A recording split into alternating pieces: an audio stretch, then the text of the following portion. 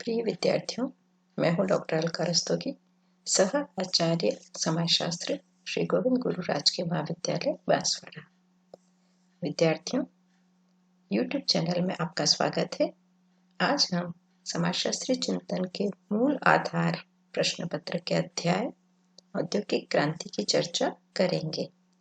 औद्योगिक क्रांति के बारे में, किस प्रकार से औद्योगिक क्रांति से पहले की दशाएं थीं, उस क्रांति के कारण क्या रहे और इस क्रांति के प्रभाव समाज पर किस प्रकार के पड़े, ये हमारी चर्चा का विषय रहेगा। औद्योगिक क्रांति के पूर्व की दशाएं किस प्रकार की थीं, वो कौन से देश थे जहां पर की औद्योगिक क्रांति संभव हो पाई। ब्रिटेन में औद्योगिक क्रांति की शुरुआत देखने को मिलती है। ब्रिटेन में 18वीं शताब्दी में व्यापार और वाणिज्य अपने आप में विकसित होने लग गए थे और कुछ यांत्रिक आविष्कारों ने इसको गति प्रदान की थी।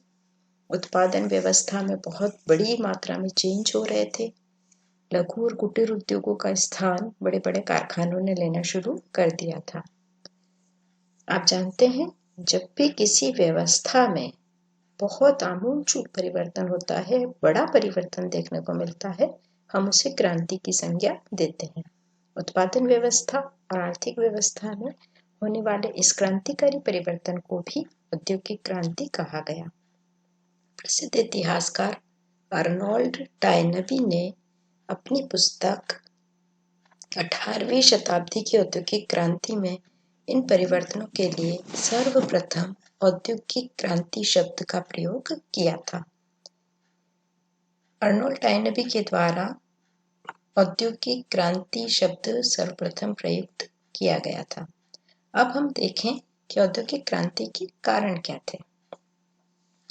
देखिए, सबसे पहले हमारे सामने एक सवाल आता है, एक प्रश्न उपस्थित होता है कि औद्योगिक क्रांति इंग्लैंड में ही क्यों हुई। यूरोप में अन्य इतने सारे शक्तिशाली देश थे, वहां को औद्योगिक क्रांति क्यों नहीं हुई। तो उसके लिए बहुत सारे ऐसे कारण हैं, जिनमें मुख्य कारण यह है कि औद्योगिक क्रांति के लिए जिन साधनों की भी आवश्यकता थी वो सभी इंग्लैंड में मौजूद थे, अन्य जगह ऐसा नहीं हुआ। और यही कारण है कि क्रांति की शुरुआत इंग्लैंड से हुई और इसके और अन्य कारण भी साथ साथ चलते रहे, जैसे कि सामाजिक कारण रहे, आर्थिक रहे, भौगोलिक कारण थे, राजनीतिक कारण थे। इन कारणों के साथ साथ जो बहुत बड़ा कैटलिस्ट था, जो बहुत बड़ा कारक था, वो वैज्ञानिक आविष्कार थे। आइए अब सबसे पहले बात करते हैं सामाजिक कारणों की। तत्कालीन समाज में दास प्रथा पूर्व में प्रचलित थी।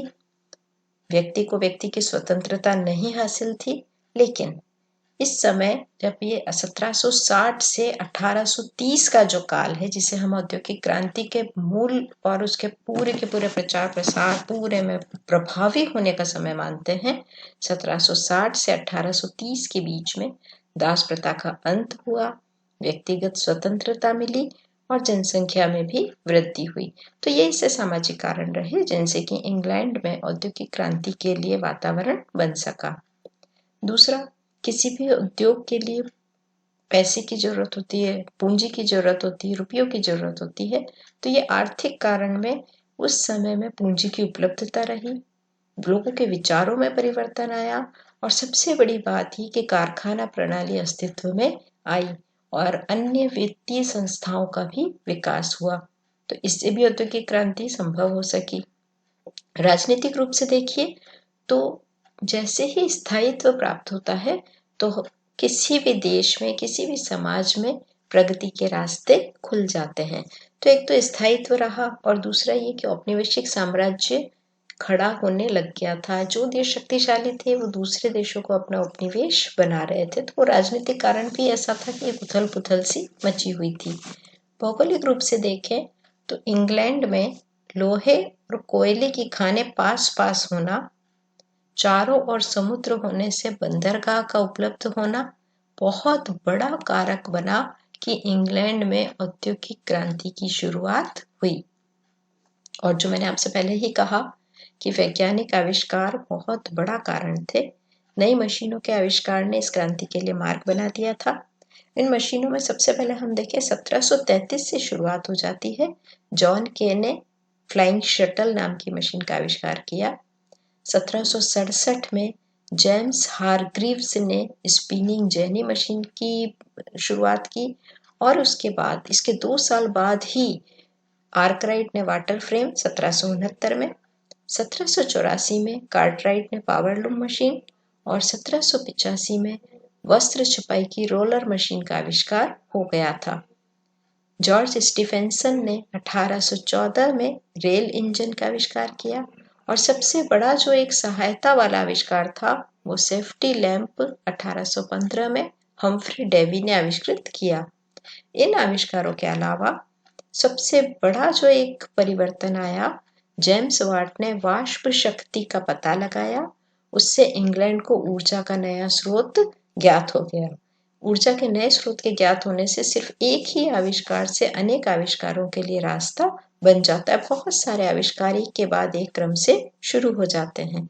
अब हम देखें, अब 1760 से 1830 में जब ये औद्योगिक क्रांति का प्रारंभ हो चुका, घटित हुई, इसके समाज पर क्या प्रभाव पड़े, किसी भी देश पर क्या प्रभाव पड़े। सबसे पहला, चूंकि उद्योग आर्थिक प्रणाली से संबंधित है, हम सबसे पहले आर्थिक प्रभाव की बात करें। पूर्ववर्ती समाज में सामंतवादी व्यवस्था थी। आप पहले अध्ययन कर चुके हैं कि फ्यूडलिज्म वाला जो सिस्टम है, उस सामंतवादी व्यवस्था में राजा के बाद दूसरा जो शक्तिशाली वर्ग था वो सामंत होते थे। उनके पास जमीन की, कोई भूमि की कहीं कोई अधिकार नहीं होते थे, किंतु राजा के द्वारा उन्हें वे जमीनें दी जाती थी। और क्यों? क्योंकि वो राजा की सेना को सुसज्जित करने का कार्य किया करते थे। तो वो जो सामंतवादी व्यवस्था थी उसमें जो प्रभावी लोग थे, ये वाली पूरी व्यवस्था बदल करके पूंजीवादी व्यवस्था में बदलने लगी। मूल कारण क्या रहा? क्योंकि इस समय मानव श्रम की बजाय मशीन का कार्य शुरू हो गया। हाथ के काम की बजाय मशीन से उत्पादन किया जाने लगा और इसी का परिणाम था कि भूमि का महत्व कम होकर पूंजी का महत्व बढ़ने लगा। तो इस प्रकार के आर्थिक प्रभाव हमको समाज में देखने को मिलते हैं। अगला प्रभाव हम देखें, सामाजिक प्रभाव। सामाजिक प्रभाव में उत्पादन जब घरेलू स्तर से कुटीर उद्योग से कारखाने तक चला गया, तो जाहिर सी बात है कि पारिवारिक और व्यावसायिक जीवन में बदलाव आना ही था। पारिवारिक जीवन इसलिए तब्दील हुआ, इसलिए परिवर्तित हुआ, क्योंकि वो जो सारे के सारे व्यक्ति थे जिन्हें कि उद्योगों में काम करना था, वो सारे व्यक्ति अब गांव से नगर में स्थापित उद्योगों में काम करने के लिए नगर आए। तो पारिवारिक जीवन में बदलाव आया। क्यों? क्योंकि उनका परिवार अब नगरीय परिवेश में आके रहने लग गया। नगरीकरण की प्रक्रिया अस्तित्व में आई। जैसे जैसे हम देखते जाएंगे कि पूरे के पूरे उसमें नगर बनते चले गए, नए नगर विकसित हुए, वैसे वैसे नगरों की जनसंख्या भी बढ़ती चली गई। हम पहले ये बात कर चुके हैं कि भूमि आधारित जो स्थितियां थी वो किसमें चली गई? पूंजी में। तो जो स्तरीकरण था वो भी भूमि आधारित होने की बजाय पूंजी आधारित होने लगा। सामंत और कृषक के स्थान पर अब कौन आ गए? पूंजीपति और श्रमिक। क्यों? क्योंकि अब जो हमारी उत्पादन प्रणाली कौन सी हो गई थी? कारखाने वाली। तो वहां पूंजीपति थे और श्रमिक थे।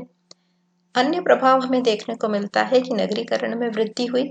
मैंने आपसे पहले कहा कि जैसे जैसे नगर में जनसंख्या बढ़ती गई, नगरीकरण की प्रक्रिया तेज होती गई और नए नगर भी बने, साथ में सामाजिक आर्थिक विषमता ने भी जन्म लिया। आप समझ सकते हैं कि एक तरफ कारखाने के मालिक हैं, पूंजीपति हैं, दूसरी तरफ श्रमिक हैं, तो सामाजिक आर्थिक विषमता ने अपना स्थान बना लिया। इंग्लैंड में इस समय में बर्मिंघम, शेफील्ड, लीड्स आदि नगर विकसित हुए और औद्योगिकरण और नगरीकरण दोनों कमोबेश साथ साथ चलने वाली प्रक्रियाएं हैं और दोनों के द्वारा नए नए नगरों का विकास होता जाता है। अब आप देखें कि व्यक्ति और समाज दोनों पर औद्योगिकरण का क्या प्रभाव पड़ा। देखो, जैसे ही परिस्थितियां बदलती हैं, नई समस्याएं आ जाती हैं। नई समस्याओं के अलावा नए नए कहीं न कहीं ऐसे आयाम विकसित हो जाते हैं जो चिंतन का केंद्र बनते हैं। जैसे श्रमिकों की स्थिति, गरीबी, सामाजिक आर्थिक राजनीतिक परिवर्तन और इनके साथ में नई बौद्धिक अवधारणाओं का जन्म। ये सभी कुछ औद्योगिकरण से उपजा, जिसने कि समाज में और व्यक्ति पर दोनों के चिंतन पर प्रभाव डाला। इसके बाद पारिवारिक जीवन पर प्रभाव पड़ा। एक और पारिवारिक मूल्यों में कमी आई। बहुत जगह ऐसा हुआ कि मुखिया नगर में कारखाने में काम करने के लिए नगर आ गए और बाकी परिवार गांव में रह गया, तो पारिवारिक मूल्य कम से कम होते चले गए, उनमें कमी आई। परिवार का विघटन देखने को मिला। मध्यम वर्ग का उदय होना इसी का परिणाम रहा। पूर्व में सामंतवादी समाज में अमीर और गरीब दो वर्ग थे, जिनमें सामंत व धर्माधिकारी अमीर में तथा कृषक और मजदूर गरीब में शामिल थे।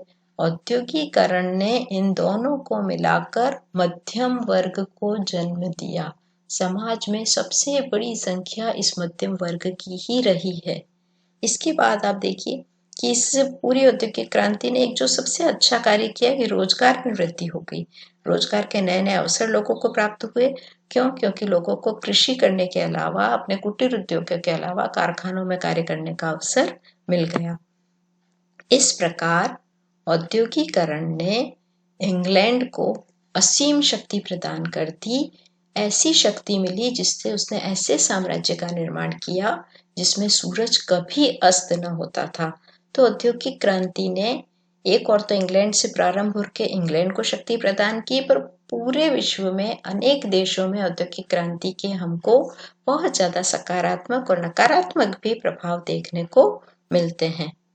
आज की इस कक्षा में हमने औद्योगिक क्रांति, उसके पूर्व की दशाएं, उसके कारण, उसके सामाजिक प्रभावों की चर्चा की है। अगली कक्षा में हम फ्रांस की राज्य क्रांति की बात करेंगे। 1760 से 1830 के बीच औद्योगिक क्रांति हुई और 1789 में फ्रांस की राज्य क्रांति हुई थी। आप सभी इस प्रकार की ऑनलाइन कक्षाओं में अपने पूरे के पूरे सिलेबस से संबंधित अध्यायों का अध्ययन करें और कोई भी समस्या हो आप कमेंट करके हमसे पूछ सकते हैं। धन्यवाद।